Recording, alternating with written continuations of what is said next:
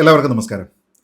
നടി ആക്രമിക്കപ്പെട്ട കേസിലെ കോടതി വിധി പുറത്തു വന്നതിന് ശേഷം അതിൻ്റെ വിശദവിവരങ്ങൾ എന്തൊക്കെയാണ് എന്നതിനെക്കുറിച്ച് കാര്യമായി ചർച്ച ചെയ്യാൻ മറ്റ് കേസുകളിലേതുപോലെ നമ്മുടെ നാട്ടിലെ മുഖ്യധാരാ മാധ്യമങ്ങൾ തയ്യാറാകുന്നില്ല എന്നുള്ളത് ഒരു വസ്തുതയാണ്.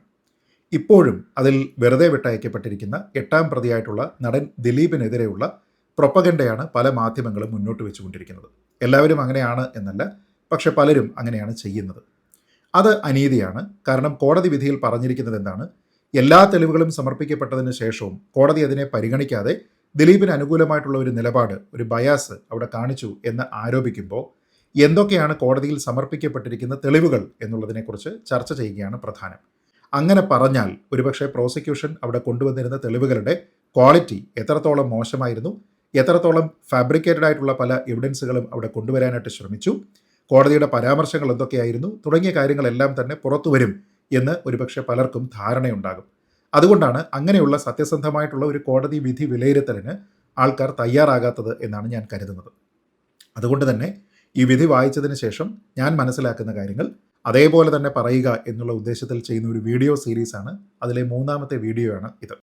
ഇത്തവണ നമ്മളിതിൽ ചർച്ച ചെയ്യുന്നത് ദിലീപ് ഈ നടി ആക്രമിക്കപ്പെട്ട സംഭവം നടക്കുന്ന ആ സമയത്ത് ഏതാണ്ട് ഒരാഴ്ച കാലയളവിൽ താൻ ഒരു ആശുപത്രിയിൽ അഡ്മിറ്റ് ആയിരുന്നു എന്ന് വ്യാജരേഖകൾ ഉണ്ടാക്കി എന്നുള്ള ഒരു നറേറ്റീവാണ്. എങ്ങനെയാണ് ദിലീപ് വ്യാജരേഖ നിർമ്മിച്ചു എന്നുള്ള നുണക്കഥ പൊളിഞ്ഞു വീണത് എന്നതിനെക്കുറിച്ചാണ് പരിശോധിക്കുന്നത്. നോക്കാം. നമുക്കറിയാം, പ്രോസിക്യൂഷൻ്റെ കേസ് ദിലീപ് ഈ ആക്രമണം നടക്കുന്ന പീരീഡിൽ 14-ാം തീയതി ഫെബ്രുവരി മുതൽ 21-ാം തീയതി ഫെബ്രുവരി വരെ ആശുപത്രിയിൽ അഡ്മിറ്റ് ആയിരുന്നുവെന്ന് വ്യാജരേഖ നിർമ്മിച്ചു എന്നാണ് പറയുന്നത്. ഫെബ്രുവരി മാസം 17-ാം തീയതി 2017 ഈ ആക്രമണം ഉണ്ടാകുന്നത്. അതുകൊണ്ട് ഈ സമയത്ത് താൻ ഇതിൽ നിന്നൊക്കെ ഡിസ്കണക്റ്റഡ് ആയിട്ട് ആശുപത്രിയിലായിരുന്നു എന്ന് കാണിക്കുന്നതിന് വേണ്ടി ആശുപത്രിയിൽ അഡ്മിറ്റ് ആകാതെ, ഇൻപേഷ്യൻ്റ് ആകാതെ അവിടുത്തെ ഡോക്ടറെ സ്വാധീനിച്ച്, അവിടെയുള്ള നഴ്സുമാരെ സ്വാധീനിച്ച് വ്യാജരേഖ നിർമ്മിച്ചു എന്നുള്ളതാണ് പ്രോസിക്യൂഷൻ്റെ കേസ്. അപ്പോൾ ഇവിടെ പ്രധാനമായിട്ട് പരിഗണിക്കേണ്ടുന്ന ഒരു ചോദ്യം ദിലീപിന് ഇങ്ങനെ ഒരു വാദമുണ്ടോ എന്നുള്ളതാണ്. അതായത് താൻ ഈ സമയത്ത് ആശുപത്രിയിൽ ചികിത്സ നേടുകയായിരുന്നു എന്നതുമായി ബന്ധപ്പെട്ട്, താൻ ആശുപത്രിയിൽ അഡ്മിറ്റ് ആയിരുന്നു എന്നതുമായി ബന്ധപ്പെട്ട് ദിലീപിന് ഒരു വാദമുണ്ടോ എന്നുള്ളതാണ് ഇവിടുത്തെ പ്രധാനപ്പെട്ട ചോദ്യം. സർപ്രൈസിംഗ്ലി ദിലീപിന് അങ്ങനെ ഒരു വാദമില്ല. അതായത് ദിലീപിൻ്റെ സ്റ്റേറ്റ്മെൻ്റ് അനുസരിച്ച് 14-ാം തീയതി ഫെബ്രുവരി അദ്ദേഹം രാത്രി ഏതാണ്ട് 7 മണിക്ക് ശേഷം പനിയുള്ളതുകൊണ്ട് ആശുപത്രിയിൽ പോകുന്നു. അവിടെ നിന്ന് മരുന്നുകളും മറ്റും കിട്ടുന്നു. എന്നിട്ട് IV എടുക്കുന്നു. അതിനുശേഷം ഏതാണ്ട് 3 മണിക്കൂറോ മറ്റോ കഴിയുമ്പോൾ തിരികെ അദ്ദേഹം വീട്ടിലേക്ക് പോകുന്നു. പിന്നീട് അദ്ദേഹം പല കോൺവെർസേഷനുകളും നടത്തുന്നത് ഈ ഡോക്ടറെ വിളിച്ചാണ്. ഈ അൻവർ ഹോസ്പിറ്റലിലെ ഡോക്ടർ ഹൈദർ അലി ദിലീപിനെ വ്യക്തിപരമായിട്ട് അറിയാവുന്നയാളാണ്. അദ്ദേഹത്തിൻ്റെ കുടുംബവുമായി ബന്ധമുള്ളയാളാണ്. 40 വർഷത്തിന് മുകളിൽ ദിലീപുമായിട്ട് അദ്ദേഹത്തിന് പരിചയമുണ്ട്. അദ്ദേഹം 50 വർഷത്തെ പ്രൊഫഷണൽ സർവീസ് ഉള്ള ഒരു ഡോക്ടറാണ്. അപ്പോൾ പലപ്പോഴും വീട്ടിൽ കൺസൾട്ട് ചെയ്യാറുണ്ട്. എന്തെങ്കിലും ആവശ്യമുണ്ടെങ്കിൽ ഹോസ്പിറ്റൽ സ്റ്റാഫിനെ വീട്ടിലേക്ക് അയച്ചു കൊടുക്കാറുണ്ട്. ഇങ്ങനെ പല സൗകര്യങ്ങളും ചെയ്യുന്നയാളാണ്. ഇവർ തമ്മിലുള്ള ബന്ധമനുസരിച്ച് കൺസൾട്ടേഷൻ ഫീസ് പോലും അദ്ദേഹം വാങ്ങാറില്ല എന്നുള്ളതാണ് പറയുന്നത്. അപ്പോൾ ഇവിടുത്തെ പ്രധാനപ്പെട്ട കാര്യം, പ്രോസിക്യൂഷൻ എന്തിനാണ് ഈ വാദം ഉന്നയിച്ചത് എന്ന് ചോദിച്ചാൽ, ഈ സംഭവം നടക്കുന്ന സമയത്ത് ദിലീപ് അവിടെ ഉണ്ടായിരുന്നില്ല എന്ന് കാണിക്കുന്നതിന് വേണ്ടിയിട്ടാണ് ഇങ്ങനെ ഒരു വ്യാജരേഖ നിർമ്മിച്ചത്. ദിലീപ് മറ്റെവിടെയോ ആയിരുന്നു എന്നുള്ളതാണ് പ്രോസിക്യൂഷൻ്റെ വാദം. നോക്കുക, ഇത് പ്രോസിക്യൂഷൻ്റെ മാത്രം വാദമാണ്.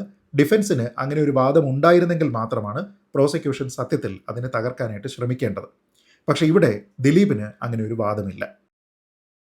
ഇവിടെ കോടതിയും പരിഗണിക്കുന്ന, ഡിഫൻസും പറയുന്ന ഏറ്റവും പ്രധാനപ്പെട്ട കാര്യം, ദിലീപ് എന്തിനാണ് താൻ മറ്റൊരു സ്ഥലത്ത് ട്രീറ്റ്മെൻറ്റിലായിരുന്നു എന്ന് വ്യാജരേഖ ഉണ്ടാക്കാനായി ശ്രമിക്കേണ്ടത്. ഇവിടെ ഇങ്ങനെ ഉണ്ടാകുന്ന ഒരേ ഒരു സാഹചര്യം മാത്രമേ ഉള്ളൂ. ഈ ആക്രമണം നടക്കുന്ന സമയത്ത് ദിലീപിൻ്റെ പ്രസൻസ് അവിടെ ഉണ്ട് എന്നൊരു വാദമുണ്ട് എങ്കിൽ മാത്രമാണ് ദിലീപ് അതിനെ മറയ്ക്കുന്നതിന് വേണ്ടി താൻ അവിടെയല്ല, ആ സമയത്ത് മറ്റൊരിടത്തായിരുന്നു എന്ന് കാണിക്കുന്നതിന് വേണ്ടിയിട്ട് വ്യാജരേഖ നിർമ്മിക്കുന്നത്. ഇവിടുത്തെ പ്രധാനപ്പെട്ട കാര്യം, അതിജീവിതയ്ക്കോ അവിടെ ഉണ്ടായിരുന്ന മറ്റു പ്രതികൾക്കോ ആർക്കും തന്നെ ദിലീപ് അവിടെ ഉണ്ടായിരുന്നു എന്നൊരു വാദമേ ഇല്ല. അപ്പോൾ Dileep is already elsewhere. Dileep അപ്പോൾ തന്നെ മറ്റേതോ സ്ഥലത്താണ്. ദിലീപിനെ ഈ കേസുമായി ബന്ധിപ്പിക്കുന്ന ഒരേ ഒരു കാര്യം, ദിലീപ് കൊടുത്തിരിക്കുന്ന കൊട്ടേഷൻ്റെ പേരിലാണ് ഈ ആക്രമണം നടന്നിരിക്കുന്നത് എന്നത് മാത്രമാണ്.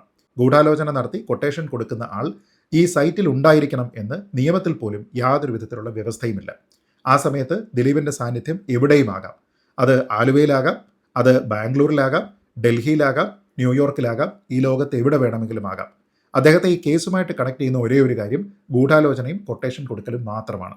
അതുകൊണ്ട് തന്നെ ദിലീപ് അവിടെ ഉണ്ട് എന്നുള്ള ഒരു വാദം ഒരാൾക്കും ഉണ്ടാകാതിരിക്കെ തൻ്റെ സാന്നിധ്യം മറ്റൊരു സ്ഥലത്തായിരുന്നു എന്ന് ഫാബ്രിക്കേറ്റ് ചെയ്യേണ്ടുന്ന ഒരാവശ്യവും ദിലീപിന് നിയമപരമായിട്ടില്ല എന്നുള്ളതാണ് ഈ കേസിലെ ഈ ഒരു വാദം പൊളിഞ്ഞു പോകുന്നതിൻ്റെ പ്രധാനപ്പെട്ട കാരണം. അത് തന്നെയുമല്ല, ഈ കാലയളവിൽ ഈ 14-ാം തീയതി ആശുപത്രിയിൽ പോയി ഏതാണ്ട് 3 മണിക്കൂർ അവിടെ നിന്ന് ചെലവഴിച്ചതിന് ശേഷം അഡ്മിറ്റ് ആകാതെ തിരിച്ചു പോയി എന്നുള്ളത് ദിലീപിൻ്റെ തന്നെ വാദമാണ്. തന്നെയുമല്ല, 21-ാം തീയതിയാണ് താൻ അവിടെ നിന്ന് ഡിസ്ചാർജ് ചെയ്യപ്പെടുന്നത് എങ്കിൽ അതിനു മുമ്പ് 19-ാം തീയതിയുള്ള ഒരു പബ്ലിക് ചടങ്ങിൽ, അതും ദർബാർ ഹാൾ ഗ്രൗണ്ടിൽ അതിജീവിതയ്ക്ക് പിന്തുണ പ്രഖ്യാപിച്ചുകൊണ്ട് മലയാള സിനിമയിലുള്ള പല ആൾക്കാരും സംസാരിച്ചിരിക്കുന്ന ആ ഒരു ചടങ്ങിൽ സംസാരിച്ചിരിക്കുന്നയാളാണ് ദിലീപ്. അതുകൂടാതെ 2 ദിവസം അദ്ദേഹം ഷൂട്ടിങ്ങിനും ഈ സമയത്ത് പോയിട്ടുണ്ട്. അപ്പോൾ അദ്ദേഹത്തിന് താൻ മറ്റൊരു ഹോസ്പിറ്റലിൽ ആ സമയത്ത് ചികിത്സയിലായിരുന്നു എന്നുള്ള ഒരു തെളിവുണ്ടാക്കി കഴിഞ്ഞാൽ അദ്ദേഹത്തിന് അതൊരിക്കലും ഒരു ആലബയല്ല. അദ്ദേഹത്തിന് അത് ഒരു വ്യാജരേഖ നിർമ്മിച്ചുകൊണ്ട് രക്ഷപ്പെടാനായിട്ട് സാധ്യമല്ല. കാരണം ദർബാർ ഹാൾ ഗ്രൗണ്ടിലെ പരിപാടിയിൽ ദിലീപ് പങ്കെടുക്കുന്നതും സംസാരിക്കുന്നതുമായി ബന്ധപ്പെട്ട എല്ലാ മുഖ്യധാരാ ദൃശ്യമാധ്യമങ്ങളുടെയും വീഡിയോ തെളിവുകൾ തന്നെയുണ്ട്. അതുകൊണ്ട് തന്നെ ആ സമയത്ത് താൻ ഇൻപേഷ്യൻ്റായിട്ട് ഒരു ഹോസ്പിറ്റലിൽ അഡ്മിറ്റഡ് ആയിരുന്നു എന്ന് പറഞ്ഞാൽ അത് തെറ്റാണ്, അത് കള്ളമാണ്, അത് പൊളിയും എന്നുള്ളതിനെക്കുറിച്ച് മറ്റാരെക്കാളും നന്നായിട്ട് അറിയാവുന്നതും അറിയേണ്ടതും ഡിഫൻസ് തന്നെയാണ്. അതുകൊണ്ട് തന്നെ അങ്ങനെ ഒരു വാദം അവർക്കില്ല. തന്നെയുമല്ല, ഒരു സിനിമയുടെ ഷൂട്ടുമായി ബന്ധപ്പെട്ടിട്ട് അദ്ദേഹത്തിൻ്റെ പ്രസൻസ് എന്നൊക്കെ പറയുന്നത് അൺഡിനൈബിൾ ആയിട്ടുള്ള ഫാക്റ്റാണ്. അപ്പോൾ ദിലീപിനില്ലാത്ത വാദം, താൻ അങ്ങനെ ഹോസ്പിറ്റലിൽ ട്രീറ്റ്മെൻറ്റിലായിരുന്നു, താൻ അവിടെ അഡ്മിറ്റഡ് ആയിരുന്നു എന്ന് ദിലീപ് പറയാതിരിക്കുന്ന സമയത്ത് എന്തിനാണ് പ്രോസിക്യൂഷൻ അങ്ങനെ പറയാനായിട്ട് ശ്രമിക്കുന്നത് എന്നുള്ളതാണ് ഇവിടുത്തെ ഏറ്റവും പ്രധാനപ്പെട്ട ചോദ്യം. ഇതിനായി പ്രോസിക്യൂഷൻ നിരത്തുന്ന വാദങ്ങൾ, ദിലീപ് ഈ ഹോസ്പിറ്റലിൽ പോകുന്നു, എന്നിട്ട് അവിടെ അഡ്മിറ്റ് ആകുന്നില്ല, പകരം അവിടുത്തെ ഡോക്ടറോട് സംസാരിച്ച് അദ്ദേഹത്തിനെ സ്വാധീനിച്ച് അവിടെയുള്ള സ്റ്റാഫിനെയും സ്വാധീനിച്ച് അദ്ദേഹം അവിടെ ഇൻപേഷ്യൻ്റ് ആയിരുന്നു എന്നതുമായി ബന്ധപ്പെട്ട് വ്യാജരേഖ നിർമ്മിക്കുന്നു. അതിൻ്റെ ഭാഗമായിട്ട് നിർമ്മിച്ചിരിക്കുന്ന വ്യാജരേഖകളിൽ ഡോക്ടേഴ്സ് ചാർട്ട്, നഴ്സിംഗ് ചാർട്ട്, ഒപ്പം പൾസ് ടെമ്പറേച്ചർ ചാർട്ട് എന്നീ കാര്യങ്ങളാണ്. ഇതിൽ സാധാരണ നഴ്സിംഗ് ചാർട്ട് തയ്യാറാക്കുന്നത് ഇൻപേഷ്യൻസിന് മാത്രമേ ഉള്ളൂ എന്നതിൻ്റെ അടിസ്ഥാനത്തിലാണ് പ്രോസിക്യൂഷൻ ഈ കേസ് ബിൽഡ് ചെയ്തത് എന്നുള്ളത് വ്യക്തമാകുന്ന കാര്യമാണ്.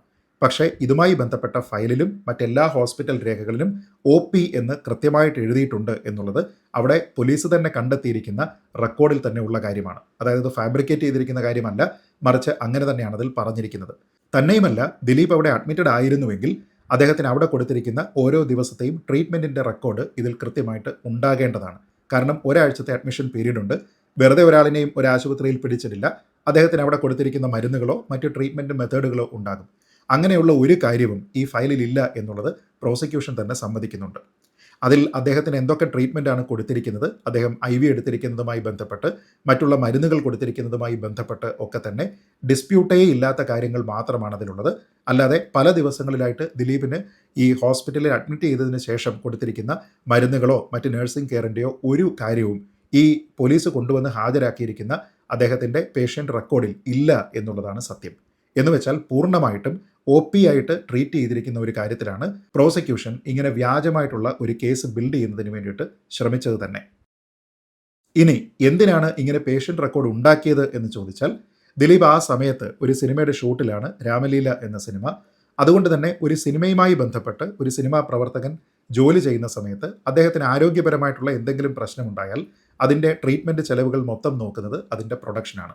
അതുകൊണ്ട് തന്നെ ദിലീപ് ആ ഹോസ്പിറ്റലിൽ പോയി നടത്തിയിരുന്ന ഔട്ട് പേഷ്യൻ്റ് ചികിത്സയുമായി ബന്ധപ്പെട്ട ബില്ലുകൾ ഈ പ്രൊഡക്ഷന് കൊടുക്കുന്നതിന് വേണ്ടിയിട്ടാണ് ഈ ഹോസ്പിറ്റൽ ഈ റെക്കോർഡ് തയ്യാറാക്കുന്നത് തന്നെ. അതുമായി ബന്ധപ്പെട്ട് വളരെ കൃത്യമായിട്ടുള്ള സ്റ്റേറ്റ്മെൻറ്റ് എല്ലാവരുടെയും ഭാഗത്തുണ്ട്.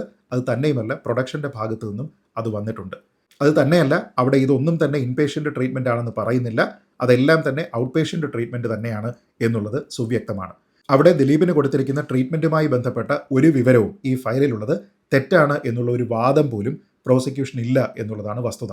അപ്പോൾ പിന്നെ എന്തിനാണ് ദിലീപിനില്ലാത്ത, ഡിഫൻസിനില്ലാത്ത ഒരു വാദം പ്രോസിക്യൂഷൻ കോടതിയിൽ അവിടെ കൊണ്ടുവന്ന് തെളിവ് സമർപ്പിക്കുന്നത്? ആ തെളിവുകളെല്ലാം തന്നെ പൂർണ്ണമായിട്ടും ദിലീപിന് അനുകൂലമായിട്ടുള്ള കാര്യങ്ങൾ എന്തിനാണ് പ്രോസിക്യൂഷൻ അവിടെ കൊണ്ടുവന്ന് സമർപ്പിച്ച് അദ്ദേഹത്തിനെതിരെ കേസ് ബിൽഡ് ചെയ്യാൻ വേണ്ടിയിട്ട് ശ്രമിക്കുന്നത് എന്നുള്ളതാണ് പ്രധാനപ്പെട്ട ചോദ്യം.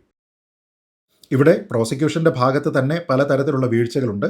അവരാരോപിക്കുന്നതെല്ലാം തന്നെ ദിലീപ് നേരിട്ടും അദ്ദേഹത്തിൻ്റെ ഡ്രൈവറുടെ നമ്പറിൽ നിന്നുമൊക്കെ ഈ ഡോക്ടറെ വിളിക്കുന്നു, അദ്ദേഹവുമായിട്ട് ഈ ഹോസ്പിറ്റലൈസേഷൻ രേഖ ഉണ്ടാക്കുന്നതിന് മുൻപും പിന്നീടും കോൺസ്പയർ ചെയ്യുന്നുണ്ട്.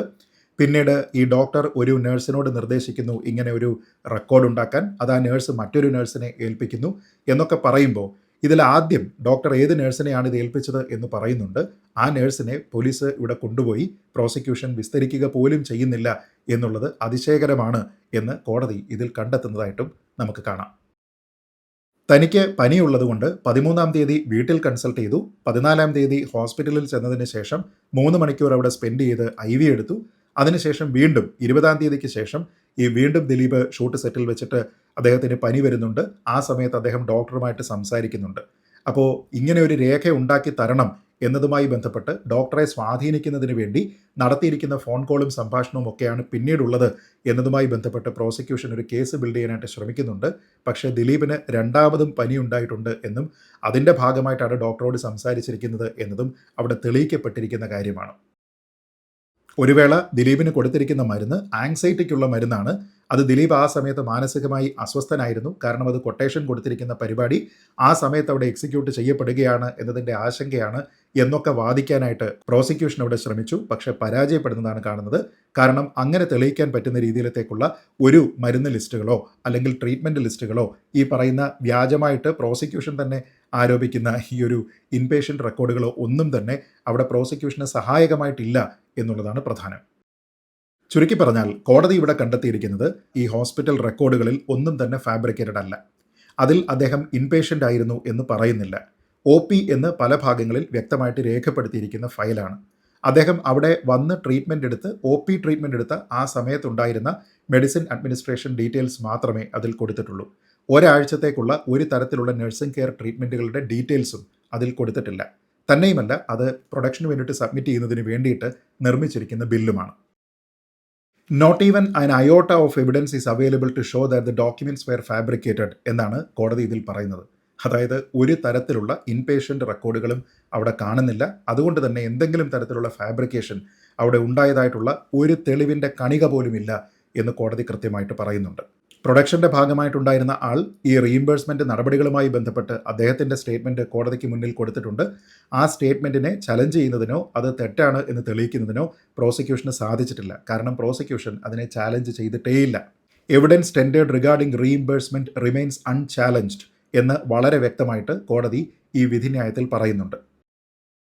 അതുകൊണ്ട് തന്നെ ദിലീപിൻ്റെ പ്രതിഭാഗത്തിന് ഏതെങ്കിലും തരത്തിലുള്ള ബില്ലോ റെസീറ്റോ ഒന്നും തന്നെ അവിടെ ഹാജരാക്കാനായിട്ട് സാധിച്ചിട്ടില്ല എന്നും റീഇംബേഴ്സ്മെൻറ്റ് നടപടികൾ അവിടെ പൂർത്തിയാക്കിയിട്ടുണ്ട് എന്ന് തെളിയിക്കാനായിട്ട് സാധിച്ചിട്ടില്ല എന്നുമൊക്കെയുള്ള പ്രോസിക്യൂഷൻ്റെ വാദം ഈ പ്രൊഡക്ഷൻ്റെ ഭാഗമായിട്ടുള്ള ആളിൻ്റെ സ്റ്റേറ്റ്മെൻറ്റും തെളിവുകളും ഒക്കെ കൊടുത്തിരിക്കുന്നതിൻ്റെ അടിസ്ഥാനത്തിൽ പൊട്ടിത്തകർന്ന് വീണിരിക്കുകയാണ് എന്നുള്ളതാണ് കോടതി വിധിയിൽ വ്യക്തമായി പറയുന്നത്.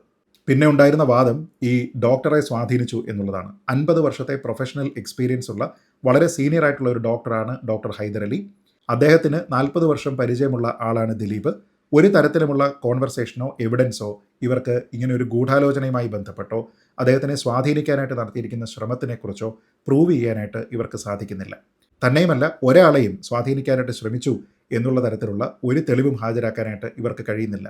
50 വർഷത്തെ പ്രൊഫഷണൽ എക്സ്പീരിയൻസ് ഉള്ള ഒരു ഡോക്ടർ, വളരെ കൃത്യമായിട്ട് തൻ്റെ കാര്യങ്ങളെല്ലാം തന്നെ അറിയുന്ന ഒരു ഡോക്ടർ, പലതരത്തിൽ ഈ കോടതി വ്യവഹാര നടപടികൾക്കൊക്കെ തന്നെ വന്നിട്ടുള്ള ഈ ഡോക്ടർ ഇങ്ങനെ ഒരു വശംവദനാകാനായിട്ടുള്ള സാധ്യത പോലുമില്ല എന്ന് വളരെ കൃത്യമായിട്ട് അദ്ദേഹത്തിൻ്റെ ഇൻറ്റഗ്രിറ്റിയുള്ള സ്റ്റേറ്റ്മെൻറ്റുകളുടെ അടിസ്ഥാനത്തിൽ കോടതി പറയുകയും ചെയ്യുന്നുണ്ട്. അപ്പോൾ ഇവിടെ ഒരു ചോദ്യം ബാക്കിയാണ്. ഈ തെളിവ് എന്തിനാണ് പ്രോസിക്യൂഷൻ ഉണ്ടാക്കിയത്? ദിലീപിന് താൻ ഇൻപേഷ്യൻ്റ് ആയിരുന്നു എന്നുള്ള ഒരു കേസില്ല. ഒറിജിനൽ രേഖകളെ തെറ്റായി ഉണ്ടാക്കിയതാണ് എന്ന് വ്യാഖ്യാനിച്ച് ആ വാദങ്ങളെല്ലാം തന്നെ തെളിവുകളുടെ അടിസ്ഥാനത്തിൽ കോടതിയുടെ മുറിയിൽ പൊട്ടിത്തകർന്ന് വീഴുന്നതാണ് നമ്മൾ കാണുന്നത്. ഇവിടുത്തെ പ്രധാനപ്പെട്ട കാര്യം, ഇത് കോടതി മുറിയിൽ നിൽക്കില്ല, പക്ഷേ പബ്ലിക്കിൽ അത് നിൽക്കും എന്നുള്ള ഒരു കാര്യമുണ്ട്. കാരണം ആ സമയത്ത് മുതൽ ഈ വിധി വരുന്നതിൻ്റെ തലേ ദിവസം വരെ ആൾക്കാരൊക്കെ തന്നെ ചർച്ചകളിൽ പറഞ്ഞത് ഈ കേസുമായിട്ട് ദിലീപിന് യാതൊരു വിധത്തിലുള്ള ബന്ധവുമില്ല എങ്കിൽ എന്തിനാണ് ഇയാൾ ഒരു ഹോസ്പിറ്റലിൽ ഈ സമയത്ത് അഡ്മിറ്റ് ആയിരുന്നു എന്നതുമായി ബന്ധപ്പെട്ട് വ്യാജരേഖ ചമയ്ക്കാനായിട്ട് ശ്രമിക്കുന്നത് എന്നുള്ളതായിരുന്നു. നോക്കൂ, അത് കേൾക്കുന്ന സമയത്ത് സാധാരണക്കാരനായിട്ടുള്ള ഈ വിവരങ്ങളൊന്നും തന്നെ അന്വേഷിക്കാൻ പ്രത്യേകിച്ച് ശ്രമിക്കാത്ത ഒരാളിനെ സംബന്ധിച്ചിടത്തോളം അയ്യോ ഇത് ശരിയാണല്ലോ, ദിലീപ് എന്തിനായിരിക്കും ഇങ്ങനെ വ്യാജമായിട്ട് ഹോസ്പിറ്റൽ അഡ്മിഷൻ രേഖകൾ ഉണ്ടാക്കിയത്, അപ്പോൾ ഇയാൾ കള്ളൻ തന്നെ എന്നുള്ളൊരു നറേറ്റീവ് പൊതുസമൂഹത്തിൽ ബിൽഡ് ചെയ്യുന്നതിന് വേണ്ടി മാത്രമാണ് ഇത്തരത്തിലുള്ള അനാവശ്യമായിട്ടുള്ള നിൽക്കാത്ത തെളിവുകൾ ഉപകരിച്ചത് എന്നുള്ളതാണ് വസ്തുത. ദിലീപിനില്ലാത്ത വാദം ദിലീപിനെതിരെ കൊണ്ടുവന്ന് ദിലീപ് പോലും തനിക്ക് അങ്ങനെ ഒരു വാദമില്ല എന്നൊക്കെ പറഞ്ഞിരിക്കുന്ന ഒരു സാഹചര്യം ഉണ്ടാക്കി അദ്ദേഹത്തിനെ ഒരുപക്ഷെ പൊതുസമൂഹത്തിൽ അദ്ദേഹത്തിൻ്റെ ക്രെഡിബിലിറ്റിയെ ഇല്ലാതെയാക്കുക എന്നുള്ള ഒരൊറ്റ ധർമ്മം മാത്രമേ ഈ അനാവശ്യമായിട്ടുള്ള ഒരു കേസ് ഹെൽപ്പ് ചെയ്തിട്ടുള്ളൂ എന്നുള്ളതാണ് പ്രധാനം. അതുകൊണ്ട് തന്നെ ഈ ഡോക്യുമെൻ്റ് ഫാബ്രിക്കേറ്റ് ചെയ്തു എന്നതുമായി ബന്ധപ്പെട്ട ഈ ഒരു കേസ് അവിശ്വസനീയമാണ്. അങ്ങനെ ഒരിക്കലും ഒരു പ്രോസിക്യൂഷൻ ഒരു ശത്രുതാ മനോഭാവത്തോടു കൂടി ഒരാളിനെ ഫാബ്രിക്കേറ്റ് ചെയ്തിരിക്കുന്ന എവിഡൻസിൻ്റെ പേരിൽ ട്രയൽ ചെയ്യുന്നതിന് വേണ്ടിയിട്ട് ഉപയോഗിക്കാൻ പാടില്ലാത്തതായിരുന്നു എന്നതാണ് പ്രധാനം. ഇവിടെ പലരും പറയുന്നുണ്ട്, ഞാൻ തുടക്കത്തിൽ പറഞ്ഞതുപോലെ തെളിവുകളെല്ലാം കൊടുത്തിട്ടും ആ തെളിവുകളൊന്നും തന്നെ കോടതി കണ്ടില്ല എന്ന്. നിങ്ങൾ കൊടുത്ത തെളിവുകൾ ഇതാണ്. അതുകൊണ്ടാണ് മെറിറ്റ് ഇല്ലാതെ അതെല്ലാം തന്നെ അവിടെ പൊട്ടിപ്പൊളിഞ്ഞ് പാളീസായി മാറിയത്. അപ്പോൾ എന്തായാലും ഈ വിഷയവുമായി ബന്ധപ്പെട്ട് ഇപ്പോൾ ഒരു ക്ലാരിറ്റി ആൾക്കാർക്ക് ഉണ്ടാകും എന്നാണ് ഞാൻ കരുതുന്നത്. ഈ കേസിൽ ഇതേപോലെ സംസാരിക്കാനുള്ള നിരവധി വിഷയങ്ങളുണ്ട്. ആ വിഷയങ്ങൾ ഓരോന്നും ഇതേപോലെ വീഡിയോ ആയിട്ട് ചെയ്യാം. അപ്പോൾ ഇനി അടുത്ത വീഡിയോയിൽ കാണാം. വീഡിയോ കണ്ട എല്ലാവർക്കും നന്ദി. ജയ് ഹിന്ദ്.